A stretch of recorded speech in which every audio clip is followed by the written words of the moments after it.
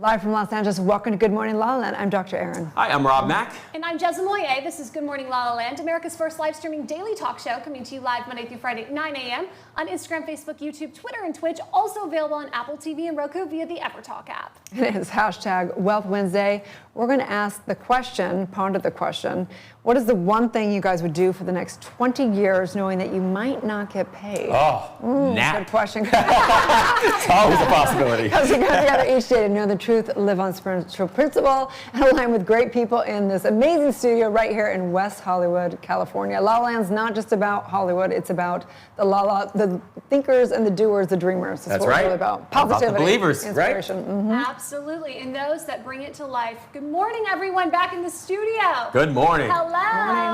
We've got Maureen Stockton in the house. She's not only an inventor, but she's an entrepreneur, and she's making our shoes wearable. How are you today? I'm great. Thank you very much for having me. We're so excited to have the conversation with you later in the show, but first we want to know, how does an entrepreneur like you start her day?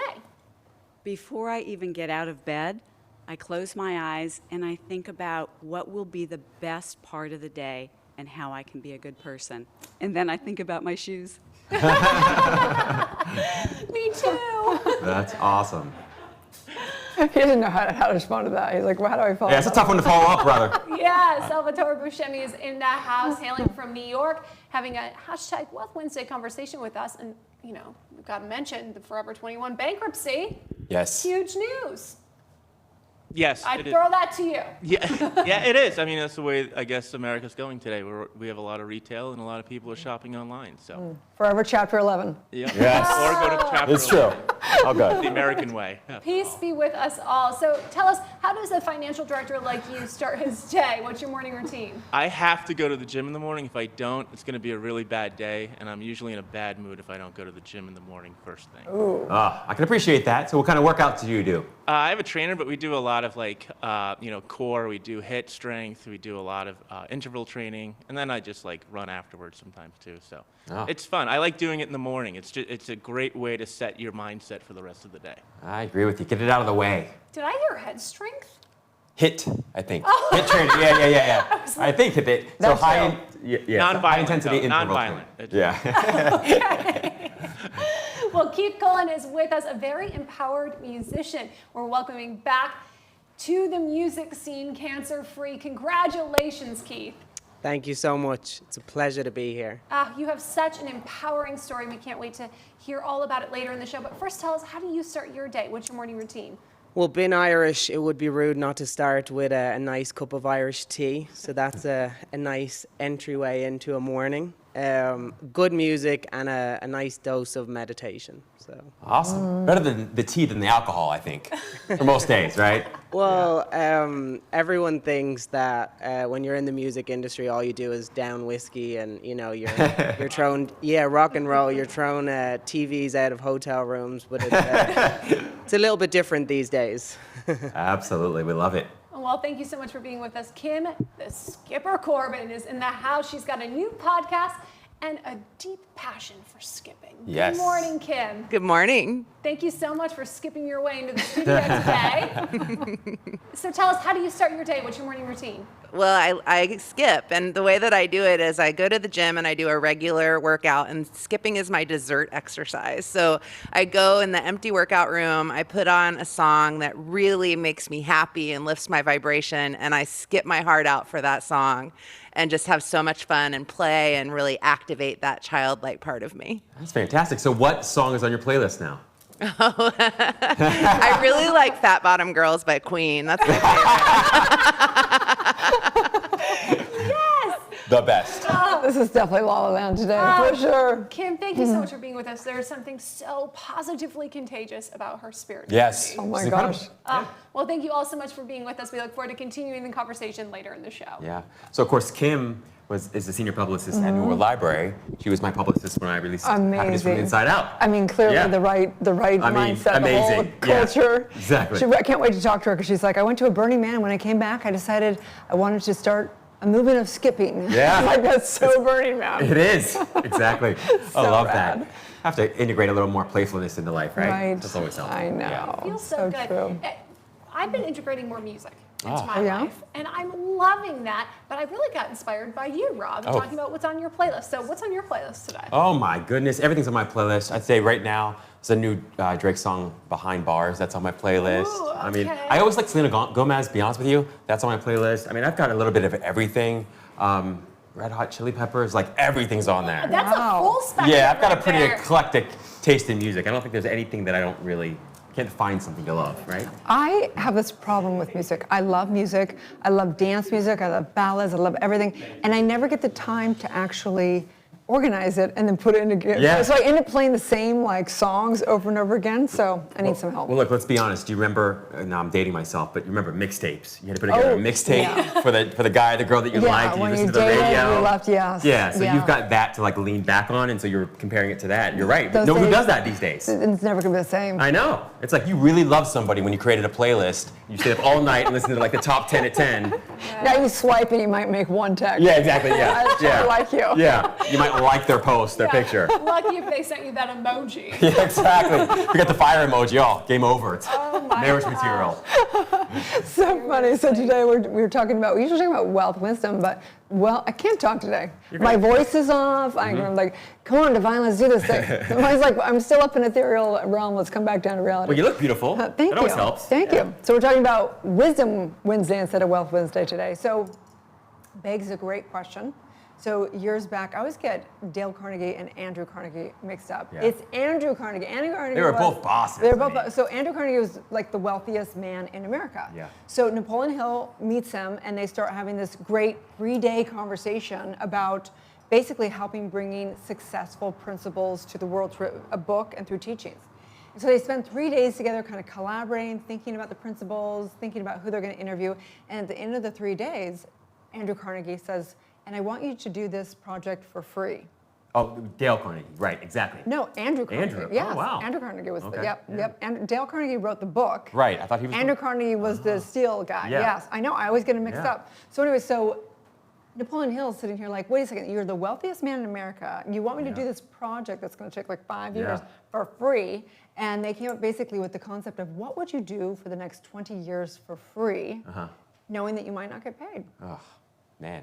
We know your answer. I mean, I've got a list of answers I can provide right away, but they're probably not nearly as interesting as yours are, or Jez.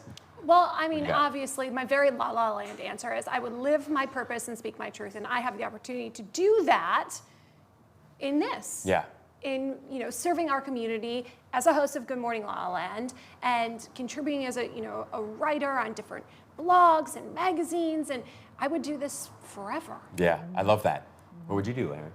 Well, I do what I do for sure, but I think that the distinction in all of it is there's a lot of people that have their dreams that might not pay at the beginning, and they still need to sustain themselves. And sometimes people try and make it go into money too fast. And the biggest coaching distinction for people is to uncollapse them so that you can have the freedom of creativity, because sometimes the universe wants you to do pro bono and embody the work before you're able to charge for it or develop yourself. Yeah.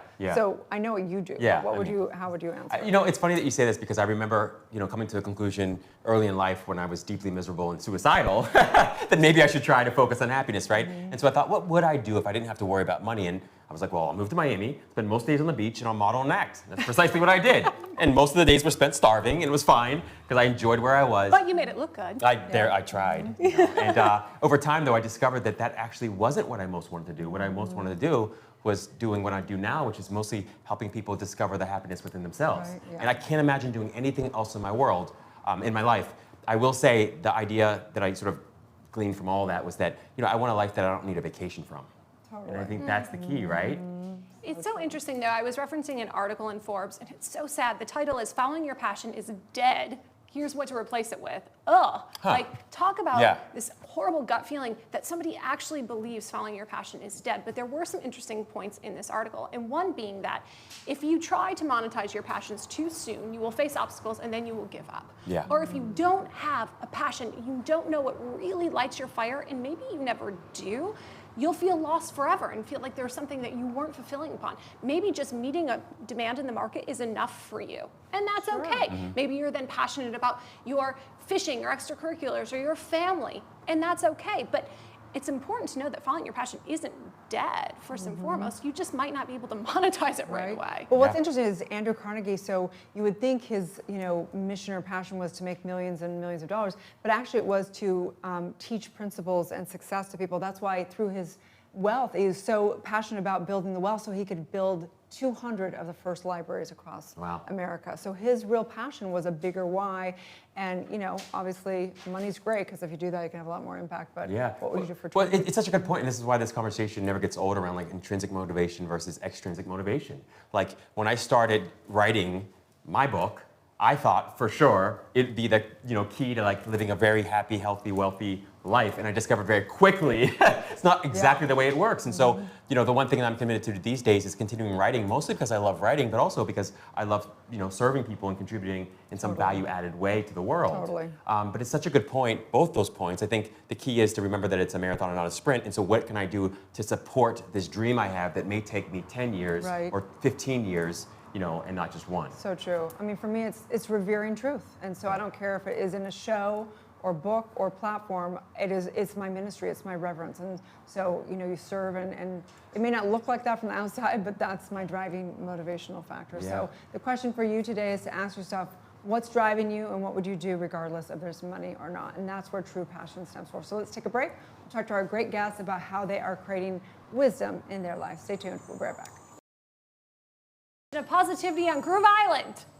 It's a hot September day here on Catalan Island, and we are just miles from Los Angeles.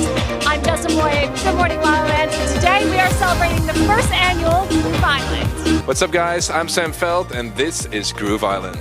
My name is Brooke. This is Groove Island. Woo! Groove Island. Groove Island! Groove Island! We're so excited to be here. Welcome to Groove Island.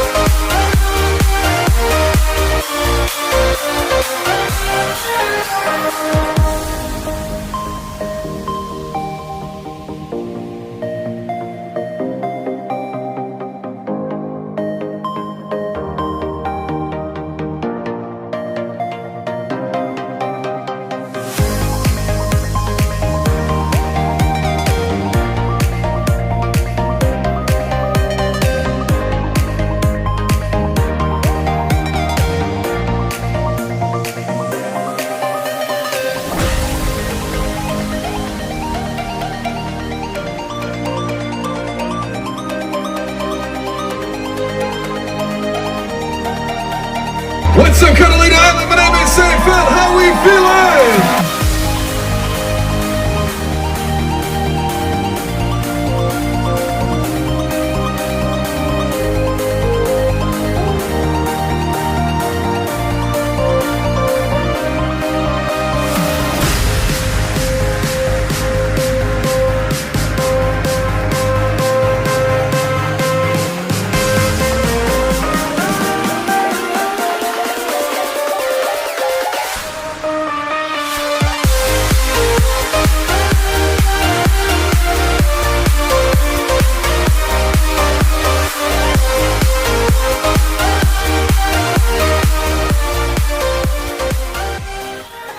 Most memorable moments for me today was setting the intentions. Yeah.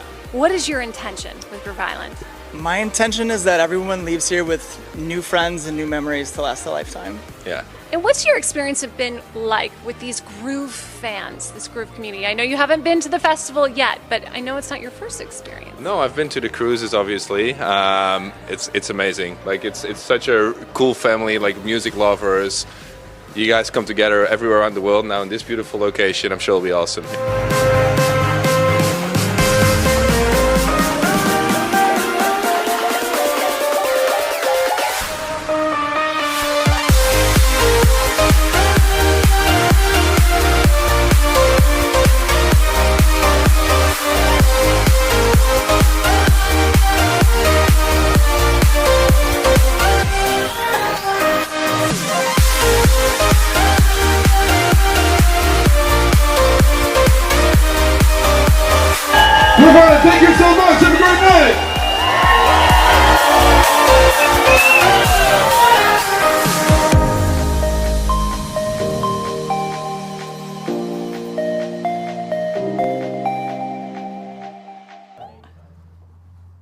live from Los Angeles. Welcome back to Good Morning LaLa, talking about Wisdom Wednesday. We've got a great story here. This one's amazing. We're so excited with Kim Corbin, who you guys are all work together and stuff. Senior publicist. Senior publicist at New World Library, and you also have an iskip.com. This is fantastic. Right? Skipping queen. So we're talking today about how you may have a passion, and it doesn't not always pay, or it does pay, and then how you can make the distinction between the two. Yes. So tell us a little bit about your journey of discovering those two things. Well, when I first skipped as an adult, I was with a couple of friends, and one of them went skipping down the street and said, "Let's skip." And I followed him, and as I did, I thought, oh my gosh, this is so much joy. This is so much fun. I bet I could get my Burning Man friends to skip with me. I could do publicity around the fact that we were doing that, and then it would go out in the media, and then people would start skipping everywhere. And I had this whole vision. And then I wasn't ready yet. Like, I tried to recruit my friend to be the skipper, and I would be her publicist. Like, I was not ready. So then 2 years later, a series of synchronicities happened where once again it came up. A friend told me about her daughter asking her to skip with her at the mall. And she said, and I did it, but I thought adults don't skip. And so that was when I created the website. And just as my vision had happened, it basically exploded. And the Chronicle did a story, it went out on the wire. I was in People and Time and Newsweek, and it was early social media days. And so there wasn't Facebook or any of that stuff. It was 1999. And I recruited head skippers. It ended up that there were all of these people. That's awesome. Wait a second. Let me just say that only a publicist would actually be able to make something. It would be like me. I'd be like trying pot in high school. I'd be like, this is the greatest concept ever. And then I wake up the next day, I'm like, yeah, this never gonna work. Yeah, and there's a lot of people who had work. the idea and didn't do it. And so there was a lot of people out there who'd already been skipping for years. And so through the internet, I put my finger on it, and they all started gathering together. Oh my God. And because I was getting so much national publicity, I was like, I found my calling. If I leap, the net will follow. And my dad is like, how's the cash registering, Kim? Yeah. You know, he's very entrepreneurial. And I was like, I don't know, Dad. It's my calling. If I leap, the net will follow. And then I pretty much skipped myself into financial ruin. And the other side, like, it didn't go well. I thought this book that I was writing, I should know better as a book publicist, that you don't really live off your royalties. Yeah, it's so tempting. But you think that's the thing. Yes. And so it didn't work out. And I went through a pretty dark night of the soul on the other side of all of the joy. But now I realize that that's part of the creative journey. And so I came back up the other side. I had really gotten a taste for how it felt to change the world and to make the world a better place. And then I landed at New World Library, where I'm a publicist, and I get to work with authors like Rob and Which like is an amazing. Eckhart Tolle. Who else do you work with? Changing the world. Yeah. Eckhart Tolle, Shakti Gawain just recently passed away, but she was the founder of our company. I mean, just like amazing opportunity to shift the world. And then skipping, because skipping is free and it's fun, and I never wanted to try and charge people for skipping. I just want it to be able to be its own entity. And so now I have the best of both worlds. Like, I have the skipping movement, and people who skip find me all over the country. I lead the Austin Skip Fest every year. Don't you think, okay, so I'm curious to know what you think about this, because I'm a firm believer that the universe knows what's best. Yeah. So even though we may want like the skipping movement to be the place for all the money to come in, the universe is like, no, you're going to make a bigger impact also working with extraordinary human beings. Yeah, you can do both. Right? And it would have been like, it's so much more rewarding. And now with the hindsight, 20 years of hindsight, you know, at the time, I think unanswered prayers are the very best kind sometimes. You know, like it's hard to see that when you're in the middle of it. But it really is true. And now it's like I have the best of both worlds. And I have my skipping passion, which I love, and then I have this really rewarding day job where I'm getting to make an impact too. It's just, go ahead. Oh no, the whole adult skipping thing, even just reading about it, Erin and I were like literally laughing because the idea of it brings so much joy. But I mean, what have you witnessed in adult transformations with skipping? Yeah, it's really hard. You have to let go of what other people think of you in order to skip. And so that's, you know, a lot of people have talked about that. For me, it's like, even after 20 years of skipping, I still have that inner dialogue where part of me says, oh, don't skip right now. It used to say people will think you're crazy or adults don't skip. Now it says, oh, you're going to annoy people with your joy. Keep it down. Wow. But then my voice of my heart and my spirit loves to skip. And so every time I choose that voice of joy, it gets stronger. And my ability to choose between the voice of the critic and the voice of the spirit is like gets stronger as well. It's a clearer choice. Totally. And so that shows up in everything. Like when I sit down to write, it's like that voice says, oh, you've been trying to write this book for 20 years. You might as well not even. And I'm like, oh, I recognize you. You're the voice that tells me not to skip. And so it's like, it's really both, you know, How was it feel? You were translates. skipping. I did a video for. Yeah, my book I came have out. it like did a probably skipping 10 video. years ago. We have a Yeah. it's on YouTube. We'll It's a have really to, I'll bad have to send skipper. you the link. I think yeah. I've gotten better over time, you know. But it's so fascinating. I do love the point that Jessamine and Erin are making, which is like, you know, you clearly have learned some incredible best practices through the years, and that's what's allowed the skipping thing to become so big, and it's also allowed you to, you know, sort of promote and support these great authors. But what are some of those best practices that all of us can use or apply in our lives when it comes to making something we love either into, you know, monetizable or into something that other people also are interested in? I think that it's persistence is really key, and realizing that good things take time, and that when the going gets rough, that's often a really big part of the process. Like there's often breakdowns before there's breakthroughs, and it's so easy to quit. Like there were so many points where I thought that the skipping movement was over, and then and maybe it would have been time to let it go, but then it didn't let me go. You know, I think the things that are meant for us also like keep coming back. So like someone would show up that just skipped a marathon, and I would tell his story. Skipped a marathon. Yeah. Shrita Furman, he set more world records than anyone. Incredible. He skipped an entire marathon. Wow. Yeah, and he had to like I would put little... skip a marathon, but that's a whole. That's the good thing about skipping. I say that actually, you can skip Right. a 5K and not even Yeah. show up. Yeah. Well, That's great. clearly you don't skip a beat, haha.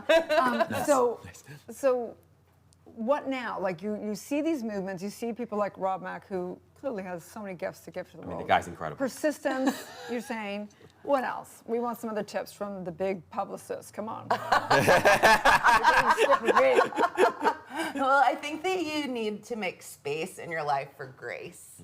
Is something that is really important. And it's so easy to be busy, and to have our days filled and not stop and say, like my prayer lately is, play me like a finely tuned instrument in your orchestra. I got this from one of our authors, Christina Rilo. But I say, at a slow pace that I can handle. Because the skipping movement was so fast that it was a little disorienting. And so I don't need that big quantum leap anymore, but I like to just ask for that and then create the space to listen. Like how often do we not, we say we want to find our passions and we want to do that, but how often do we actually stop and every day and just take time to listen and journal and write and really do those things that will help the wisdom come through. Yeah, culturally, that is so difficult, especially in America, to take that space to allow ourselves the grace of personal and self-discovery, especially related to joy and finding what makes us happy. Yes. You know, if we were just skipping down the street and we would annoy somebody with our happiness, the thought that it even crosses our mind, I just can't even handle. Yeah. We want to take a look at a little skipping video. Oh, you. Oh, there it is. Oh, I thought it was going to be Here he you, comes. Rob. I think it is. Here he comes. Here he comes, Rob Mack skipping. There he is!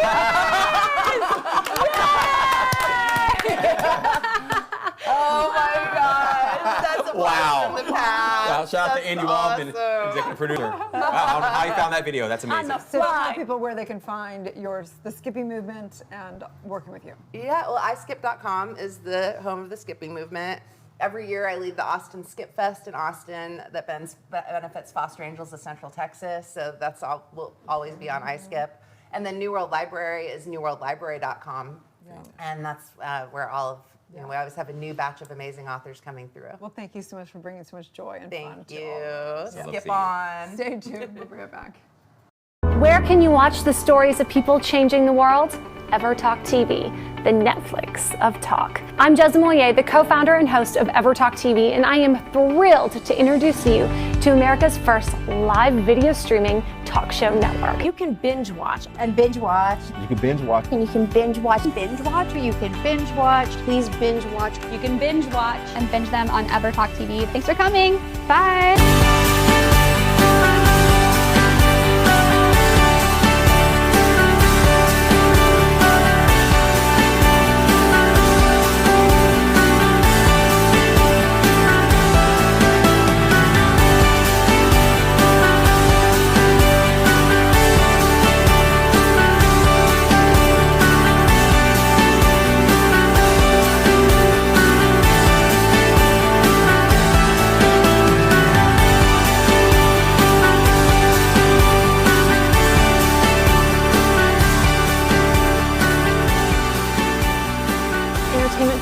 inspire, uplift, and empower you. Anytime, anywhere on EverTalk TV, your home for talk.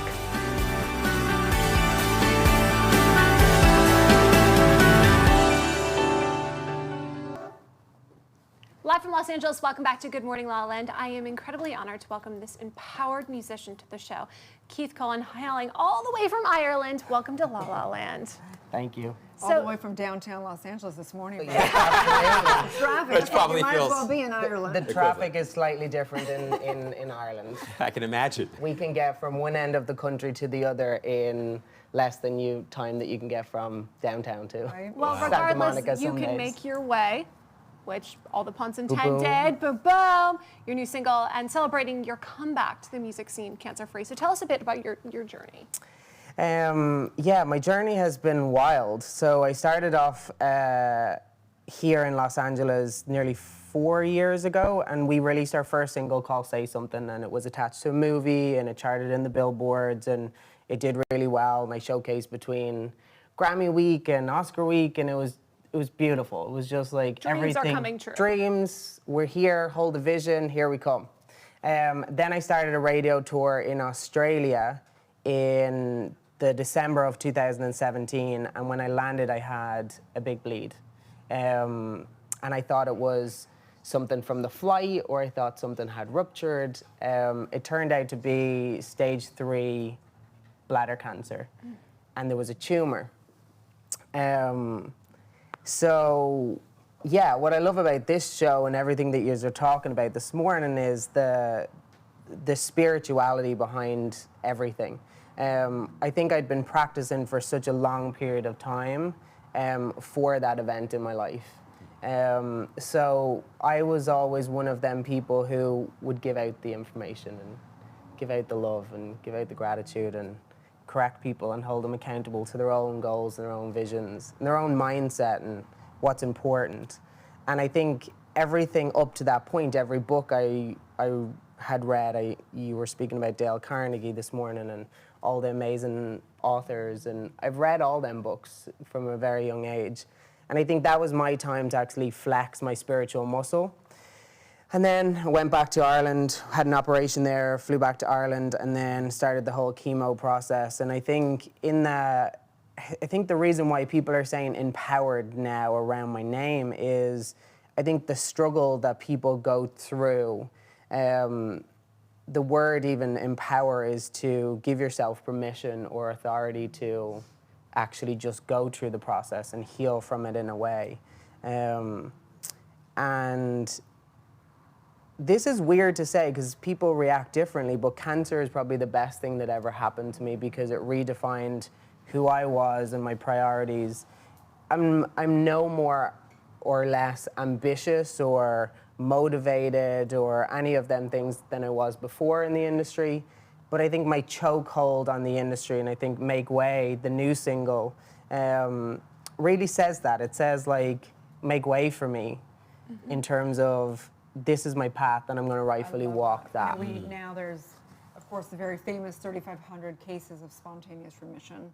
And we know, and now even science is beginning to see where there's emotions that are tied to the dis-ease that comes out in the body. And I'm glad that you see the blessing in all of it, and we're glad that you've done whatever it's taken to Thank you. have it be over it. So. And I was very fortunate. I went to Hippocrates in Florida, which is an anti-cancer facility, and there you're put through your paces. Even before chemotherapy, it's you do psychotherapy, you do Reiki, you do lymphatic drainage, you do infrared saunas, you do wheatgrass in every orifice of your body. So Wow. I took literally.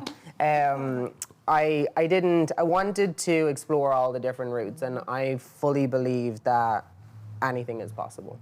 I'm sure all of that was clearly helpful. Was there anything specific that you felt was more helpful, or at least, if not from a physical perspective, but from a psychological, emotional, or spiritual perspective? I think for me, it was just my time to dig deep on my own. And I think, like, everything else around you, sometimes it's beautiful to have support and have Like when the press got wind of it, they wrote lovely things, and I released some blogs, and the support was overwhelming. But you're still on the bathroom floor, puking up on your own. And I think they're the moments when you're going through something like that where you have to draw on your inner resilience and the practice. And every book you read and every affirmation, and this is no shade to Los Angeles, because I love it, it's my home. But I think a lot of people have an intellectual understanding here of what spirituality is. And it's very like, oh, everything's wonderful, and sometimes it's not. Sometimes, you know, the biggest aha moments come from the pain and the suffering, and it's going through that and allowing yourself to feel that and just move through it. That's what the meaning of guru is, to have it be the darkness that actually burrs the light through the darkness. And I think to speak to your question, I didn't for the first time want an actual guru. And of course there were people, like my sister was incredible and my friends and family, but I think for the first time I had to look and go, do I want to survive? Do I want to live? What do I want to achieve out of this? What do I want people to learn from this? So I think for the first time, it was more about me versus anything else, because I think up to that point, my whole life had been about everybody else and everything and business and... Birthing the guru within. Yeah. Great. Love it. So how would you say that this has really transformed your music and your art? I think coming to that level of honesty with yourself, like I've been very lucky. I signed a record deal and I had a publishing deal, and we had finished the album before I got sick. It was called Dear Future Me, and like the writing process behind all of that, it's like we did over 60 songs to get to that point of like picking like your solid 14. And when I came back into the world after cancer, nothing felt the same. I didn't have the same connections, and even the music, I think I had changed so much. So then I just started writing again, and there was definitely a little bit of people were rolling their eyes because they're like, we have this ready, let's just go. And I was like, well, no, there's a more important message here. And I think that's where Make Way came from. And my new single just dropped on Friday called Piece of Me. That's literally about the medical profession trying to take literally pieces of me. So yeah, I think it's changed because I've changed. And you're even giving back through a fashion line I'm really excited about. So please tell everyone where they can find and follow your journey and get more info. Everything's on my website, kcmusic.ie. I'm on Instagram, Keith Cullen, Cullen. We do have it's my birthday tomorrow, and my first, thank you. My first fashion line drops, and we've connected it to a mental health organization here in Los Angeles, and 10% of everything goes back to them. So I'm excited. Thank you so much, and congratulations on all your Thank you, success. guys. Happy birthday, Keith. Thank you. Stay tuned. We'll be back with more on Good Morning La La Land. One of the most memorable moments for me today was setting the intentions. Yeah. What is your intention with Groove Island? My intention is that everyone leaves here with new friends and new memories to last a lifetime. Yeah. And what's your experience have been like with these Groove fans, this Groove community? I know you haven't been to the festival yet, but I know it's not your first experience. No, I've been to the cruises, obviously. It's amazing. Like it's such a cool family, like music lovers. You guys come together everywhere around the world now in this beautiful location. I'm sure it'll be awesome.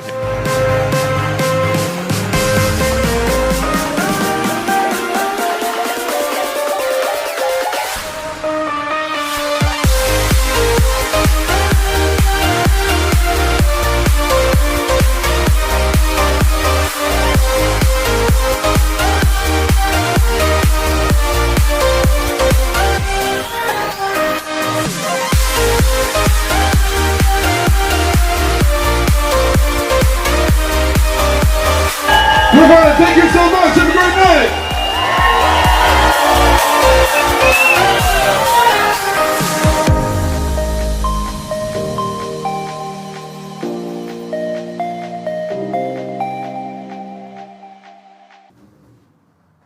Live from Los Angeles. Welcome back to Good Morning LaLa. On Wisdom and Wealth Wednesday, we're talking about when should it just be a dream versus when should you make some cashola out of your dream. So no one better to talk about than real estate. Real estate is such an important part of our economy, finances, and above.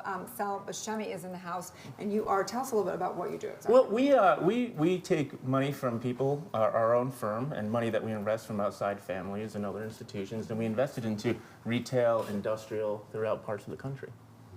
So, when was this? Is this your dream also, or is there a It was a dream for me. I actually started my first fund at the age of 29 because I made a deal with myself after my father passed away at 24 that I was going to raise my first fund before 30.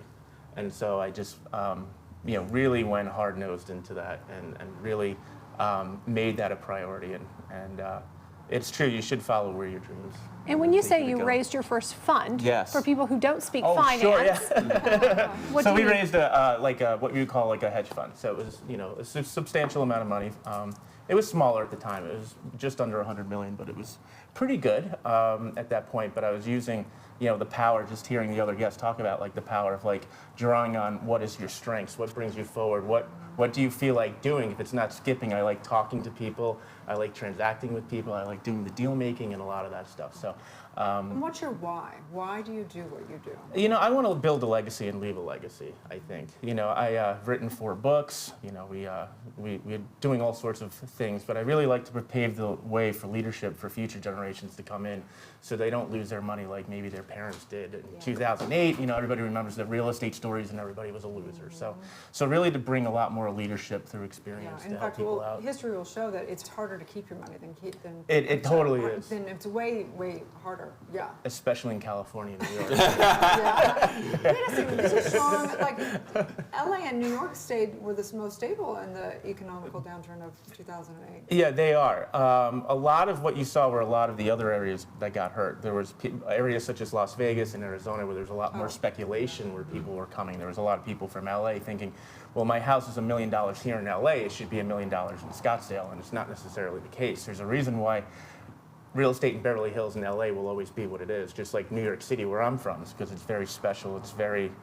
cultured, and it's just a very high-end part of the country. Where when you look at other parts of the country, you start to see certain things where it's not as, the affluence isn't there as much. So what should people look for then in an investment? I think when we look at investing, I think you need to look at the fact is, when am I going to get paid today?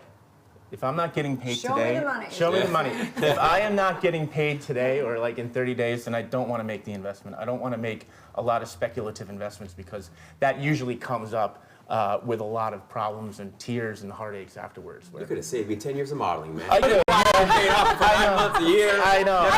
I still got vouchers out there. I never collected. Totally.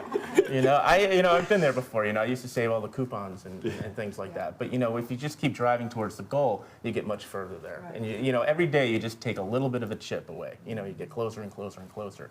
And it also helps, as we were talking about before, to stay away from social media. I think it's just become so much toxicity today that if you're focusing your time on your goals, you should stay away from things that take away from the goals. And that is probably the toxicity, a lot of negative talk on Instagram, and not Instagram, but mostly on Twitter and sometimes Facebook too. Remember, that's interesting, right? And I think it's a challenge for a lot of people because there's this opportunity that people feel and they want to realize around making money off of social media. Yeah. But then there's this. That's like modeling, right? Slope. Not everybody's going to do it. Not right. everybody's going to not everybody's going to come out being Kim Kardashian. That took a lot of time for her to get to that point. Yeah. That was not something that was just overnight. She became a success. Well, maybe, but for the average person to do that, it takes a tremendous amount of work. It just takes a tremendous amount of fortitude.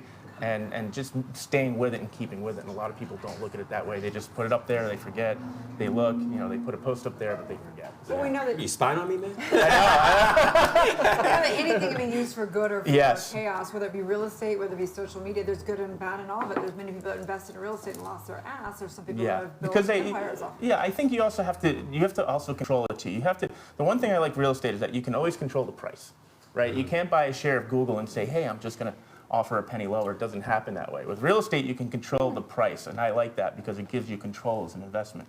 You can also sell it too as well. That's a good point. But you want to keep it for as long as possible. Well, thank you for sharing your insight with us Yes, today. thank Please you. tell I everyone where they appreciate can it. learn more about you. Sure, they can download my investor letter by going to thedandrewletter.com. That's TheDandrew letter.com. And you can also follow me on social media at Salvatore M. Buscemi on Instagram. No, thank you so Wonderful. much. Stay Thank you tuned. We'll so be back much. with more on Good Morning I appreciate it. La La Thank Land. you. How we do it.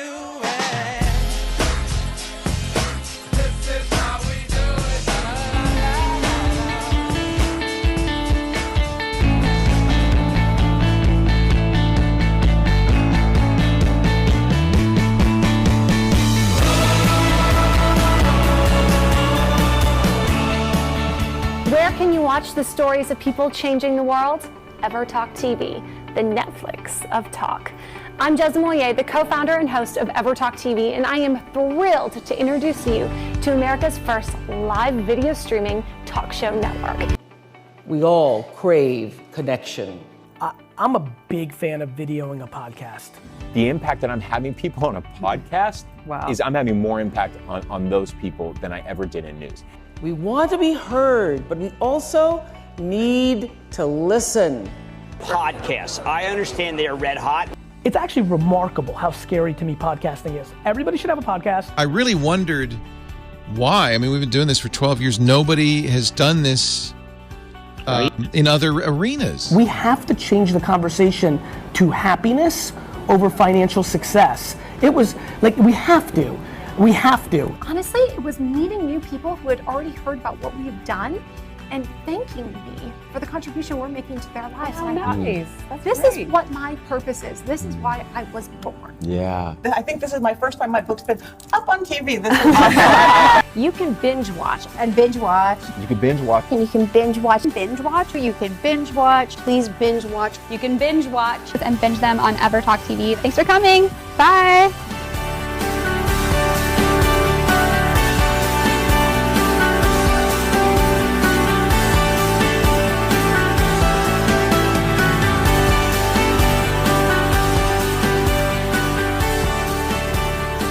Entertainment that will inspire, uplift, and empower you. Anytime, anywhere on EverTalk TV, your home for talk.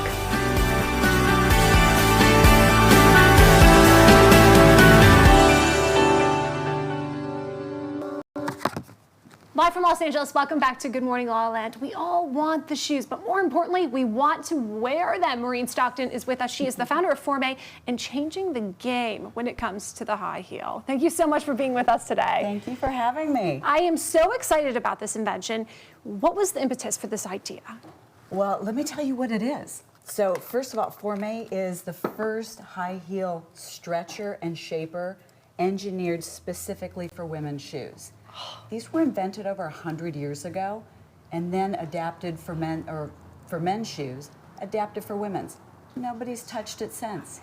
Wow. They used to be like in my grandmother's closet, she had it in all of her shoes, and no one uses these anymore, which I'm sure we need them to keep them straight and do it all. I mean, I've got a few pairs of actually shoe stretchers, I do, believe it or not. But none of them, first of all, they're super heavy, and they're clunky, and they only work for men's shoes. Well, and that's how I got the idea. Yeah. One day I looked over at my husband, my aha moment was, I looked over at him, he was taking his wooden ones out of his shoes, and I said, why do you use those? And he said, my shoes are always comfortable.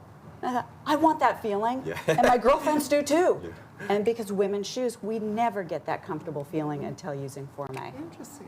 We have a look at one of the Forme videos. Let's take a peek. Hello, my shoe lovers. I'm Jessica Carroll, and I'm a television host and a YouTuber. I have my girl, Kate, here with me. Hi, guys. She's a TV host as well. We spend all day on our feet. We're always wearing heels. Yes, even though we love wearing our stilettos. They're beautiful. They hurt and destroy your feet. But today, we were introduced to a new shoe shaper called Forme. They claim that beauty is no longer pain. That in 1 hour, this little device here can make any shoe more comfortable. Just put it in, push it forward, and leave it for an hour. Seriously, ladies, if you love heels, get yourself Forme. It'll become your new best friend. After watching how effortless you walked in your stilettos, my feet are killing me. You can tell this product is a winner. We love Jess Carroll. She's actually a host here of the Yes Life show on EverTalk TV. So if she gives it the endorsement, I am all in. Great, great. So let's take a look at this one because, I mean, this shoe you did not use it on, and this one you did it. They look completely like this one's been around for 10 years, and this one we just got yesterday. Exactly, and that's the beauty of it. So Forme is part of the circular fashion economy. And what I mean by that is that by prolonging the life of your shoes, you're getting longer wear, you're consuming less. But even better at resale, when you try to resell this, nobody's going to take it because of the wrinkles and the damage. When you go to resell this, you're almost getting full value again. Yeah, there's a big resale of designer stuff. So you can wear your shoes more often and then get more if you choose to resell them. Wow. So what was the greatest challenge in like turning this dream into a reality, and how did you like overcome that challenge or hurdle? There were, I'll say, two great challenges. And the first was budget. You know, and it's I have a passion for shoes. I think it started at age 4. But it's setting a budget and saying, I'm going to stick with that budget and prove my idea. And I had said, all right, I'm on my way. Women told me they wanted it. But then I ran out of money, and I had the wrong design. I had only focused on high, pointy toe heels. And I wanted Forme to work in every shoe style in a woman's closet. And so I had to fund more prototypes, and they're really expensive. And I had run through the money that I had committed to it. And I think just like running your own household, you say, I have this much I can spend, and you can't go past it. And that's key for a business, is doing the same thing. And I ran out of money until Hollywood came knocking at my door. So what happened? It was crazy. A talent scout came to my house and said, can we use your home to film the movie Chef? And so before I knew it, Sofia Vergara was in my home with Jon Favreau, and I had a check for $50,000. And she had her own Forme, I'm sure. That is a true Hollywood story. Only in LA. Only in LA. Was there something about your mindset as an entrepreneur that really has led to the success of this business? Yes, I would say I'm able to break things down. Well, there's two things. Let me go back. In time, I've always been inventing, and I was put up for adoption in foster care and ultimately adopted a family with 4 kids. And when you're adopted, you're always inventing. You're pulling from your environment and seeing, who am I? Because you don't have that person saying, your grandfather was an engineer, you've got your mother's sense of humor, your grandmother's artistic sense. So you're pulling from your environment, questioning who you are. And so I'd say I've invented myself since birth. So I'm curious, because I mean, obviously, if you have a home where they want to come shoot a movie at, you're not like hurting for money per se. And to invent something is different than to actually sustain a business. They're two very, very different things. Great insight. It is. And so what motivates you to keep doing the actual business? I get to create a culture. And when I was in business culture, I had 2 personalities. I had a business personality, and then I had a home personality. And I felt like 2 different people. And I felt like I was leaving my soul at home with my family and putting on a suit of armor to go into the office. And that was a cold person. And I decided in starting this, I was going to develop a culture where I could be kind to women, work with people I love, and be supportive. And so I don't wear the suit of armor anymore. I love that. That bifurcation thing is a big deal, actually, for most people. You know, they got this business persona, they've got this at-home persona, and they're always wanting to be like fully, holistically expressed. And I love that you found a solution to that. Right? Thank you. So tell people where they can find some of these products to sustain their shoes. Great. So you can go onto our website, Forme Comfort. So it's F-O-R-M-E, Forme Comfort, because I always want comfort. FormeComfort.com or on Amazon. And we are thrilled to be helping all women protect their booties, flats, heels, making this shoe that some people are familiar with. It's a little challenging to wear. Notorious. And you'll be able to wear these beauties now with Forme. Well, I've got a red carpet tonight, so I'm going to keep one of those in my red bottoms all day and rock them tonight. We'll see how that goes. Fantastic. Thank you, Maureen. We appreciate you. Stay tuned. We'll be back with more. Good morning, Thank LaLa Land. you.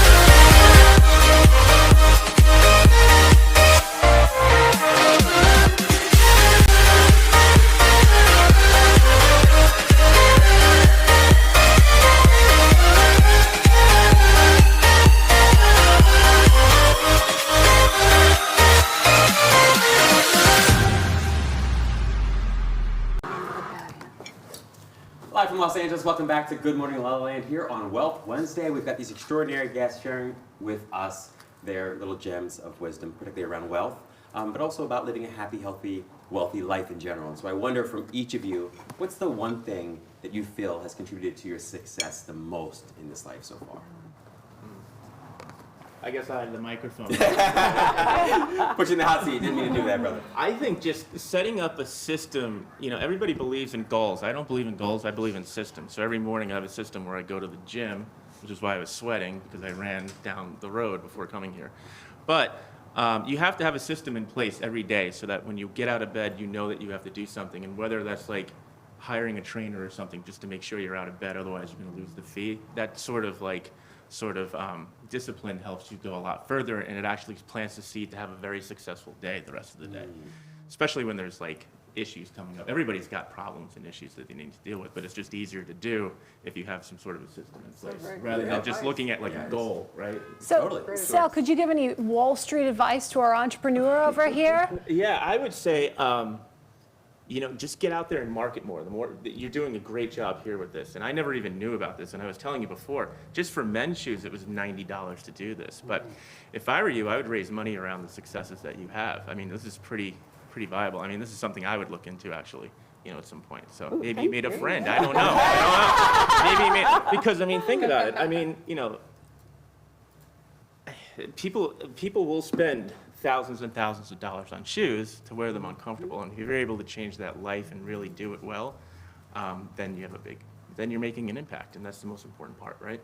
I think she struck oil. Sure, even with vanity and everything involved, but it still works. So. And foot health. And foot health too. Because it makes them comfortable, and your shoes fit well, your feet are healthy and beautiful. Honestly, absolutely. I will lose sleep after wearing my red bottoms because I wake up with toe cramps because I've been stuffed in those poor shoes all night. That's so serious. I did not realize it that.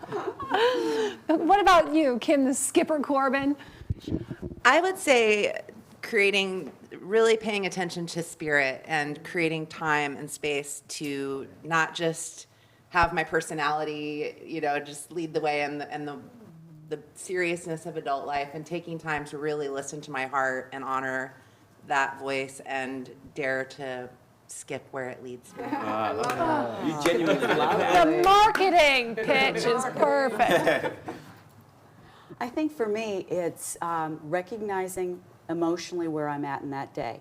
So am I in a mindset to do strategic analysis, forecasting, use that side of my brain, or am I in a creative mood? And I used to force myself to flip back and forth.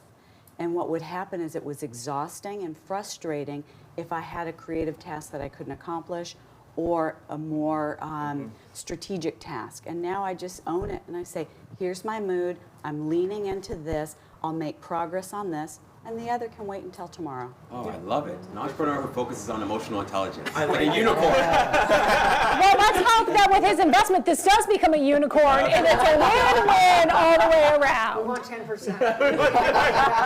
We're already wheeling and dealing. And just so we're very clear, I'm willing to accept your money too. What's going on here? I think not the British pound. I think for me, I think if we're talking about wealth and wisdom, I think the most expensive thing in life is to violate a hunch. And I think I did that. I think there was definitely signs with my sickness that it was there, and I ignored it because I thought my career was more important. So I think when we go inward and that's our currency. That's the only currency I want to talk about. Amen. Your intuition is priceless. Priceless. Thank you all for being with us today on Wisdom and Wealth Wednesday. We are Good Morning La La Land, America's first live streaming daily talk show, coming to you live Monday through Friday at 9 a.m. All of today's interviews are available as a podcast on iTunes, and the whole show is streaming on EverTalk TV on Apple TV and Roku. That's right. We're waking up the world together. You guys have a great Wednesday. Make it a wise one. It's going to be a good morning, La La Land.